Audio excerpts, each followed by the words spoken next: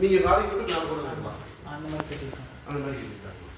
சரி அதுவும் பார்ப்போம். அது கூட பக்கம் தான். அது உங்களுக்கு பார்க்கலாம். எல்லாமே உங்களுக்கு அது கொஞ்சம் பார்ப்போம். அது இப்போ பார்க்கலாமா? பார்க்கலாம். சரி இப்போ வேணா இப்போ அது கூட பார்த்துக்கலாம். அந்த அதுக்கப்புறம் கூட நீங்கள் பார்க்கலாம்.